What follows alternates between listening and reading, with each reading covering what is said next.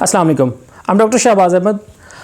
आज मैं शुगर की एक ख़ास किस्म के बारे में बात करूंगा जो कि बेसिकली बच्चों में पाई जाती है। तो आप हैरान होंगे कि क्या बच्चों में भी शुगर हो सकती है? तो जी बिल्कुल, बच्चों में भी शुगर होती है। एक तो शुगर की किस्म होती है जो जिसे न्यूनेटल डायबिटीज़ कहते हैं, जो 6 महीने की उम्र तक होती है। उस पर हम बात नहीं करेंगे। हम बात करेंगे 6 महीने से लेके 18 साल की उम्र के दरमियान में जो शुगर होती है उसे डायबिटीज़ टाइप 1 कहते हैं, और आज हम उसके बारे में बात करेंगे। अब जैसे ही ये बीमारी किसी बच्चे में तशख़ीस होती है तो सबसे बड़ा जो इशू होता है पेरेंट्स की तरफ से वो डिनाइल होता है। मतलब वो ज़हनी तौर पे इसको एक्सेप्ट नहीं कर रहे होते इस हकीकत को कि उनके बच्चे को शुगर है और उसे सारी ज़िंदगी के लिए इंसुलिन इस्तेमाल करना पड़ेगी। तो याद रखें, इस टाइप 1 जो डायबिटीज़ होती है उसकी 6 स्टेजेस होती हैं। स्टेज 1 जो होती है उसमें कोई ऐसा मसला नहीं आ रहा होता, ना कोई अलामात आ रही होती हैं। अगर आप शुगर भी चेक कराते हैं तो वो भी बिल्कुल नॉर्मल आती है।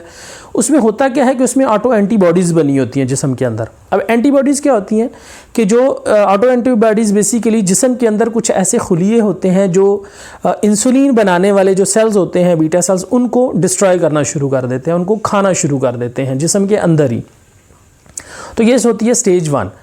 अब स्टेज 2 क्या होती है कि जिसके अंदर शुगर जो है वो डिस्टर्ब होना शुरू हो जाती है, यानी शुगर ज़्यादा आना शुरू हो जाती है, लेकिन इस स्टेज पे भी कोई अलामात नहीं आ रही होती।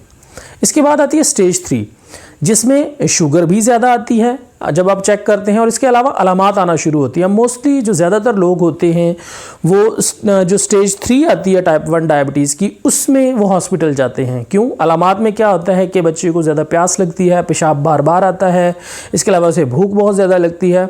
तो ऐसी अलामात के साथ जो है वो, या वज़न कम होना शुरू हो जाता है, तो ऐसी अलामात के साथ जब बच्चे को लेके हॉस्पिटल जाया जाता है तो डॉक्टर जो है वो उसके जब टेस्ट करता है तो डायबिटीज़ टाइप 1 की तशख़ीस होती है। अब यहाँ पे जब डॉक्टर बताता है कि जी इसे इंसुलिन की ज़रूरत है और सारी ज़िंदगी इंसुलिन लगाने की ज़रूरत है, तो यहाँ पे स्टेज स्टार्ट होती है। पेरेंट्स जो होते हैं वो डिनाइल में जाते हैं, वो इनकार करते हैं ज़हनी तौर पे इस बात का, और वो बहुत सारे और ज़रिए ढूंढना शुरू कर देते हैं शुगर को ठीक करने के, जिसमें सबसे जो कह लें कि जो बड़ा अमूमी तौर पे जो ज़रिया अपनाया जाता है वो है हकीम की मेडिकेशन। तो मुख्तलिफ़ तरह के हकीम गाड़ियों में फिर रहे हैं फकियाँ लेके और इधर उधर वो, और लोग भी पता नहीं कैसे, और वो बिल्कुल उन्हीं के जितने पढ़े लिखे होते हैं, बल्कि उनसे भी कम पढ़े लिखे होते हैं जो लोग उनके पास बच्चों को लेके जा रहे होते हैं। तो वो जी दवाइयाँ बना रहे होते हैं घर में बैठ के, कभी कोई चीज़ को पीस के, कभी किसी चीज़ को पीस के, और अक्सर उन्होंने उसके अंदर स्टेरॉइड मिक्स किए होते हैं। इस टाइप 1 की स्टेज 4 है, वो इसी ड्यूरेशन में तकरीबन आती है, और उसमें क्या होता है कि उसमें सारी सिम्टम्स, सारी अलामात और शुगर जो है बच्चे की वो ठीक होना शुरू हो जाती है। वो बेसिकली डिज़ीज़ का एक प्रोसेस है, वो बीमारी का एक कह लें कि प्रोसेस है कि वो स्टेज 4 जैसे ही आती है तो शुगर ठीक आना शुरू हो जाती है। अब लोग क्या समझते हैं कि शायद उन्होंने जो फक्की इस्तेमाल की है, जो हकीम की दवाई इस्तेमाल की है, शायद वो शुगर उसकी वजह से ठीक हुई है, लेकिन ऐसा असल में नहीं होता। असल में यही होता है कि स्टेज 4 जब आती है तो वैसे ही बीमारी की जो अलामात हैं वो ट्रांजिएंटली ठीक होना शुरू हो जाती है। उसमें 1 साल भी लग सकता है, इस सारे ड्यूरेशन को 6 महीने, साल, वो इतने टाइम तक शुगर ठीक रहती है मरीज़ की। अब अगली स्टेज आती है स्टेज 5 और 6। उसमें क्या होता है कि उसमें शुगर बढ़ना शुरू हो जाती है, और चूँकि दवाइयाँ छोड़ी होती हैं, मरीज़ ने इंसुलिन नहीं ले रहा होता, वो समझ रहा होता है कि शायद फक्की से सब कुछ ठीक हुआ है या हकीम की दवाई से सब कुछ ठीक हुआ है, तो पेशेंट जो है वो एकदम से डायबिटिक कीटोएसिडोसिस में जाता है, यानी कोमा में जाता है। तो बेहोशी की हालत में मरीज़ जो है वो हस्पताल आता है। यहाँ पे फिर जब दोबारा से उसकी शुगर चेक की जाती है तो वो बहुत ज़्यादा बढ़ी हुई होती है, और मरीज़ उस वजह से कोमा की हालत में गया होता है।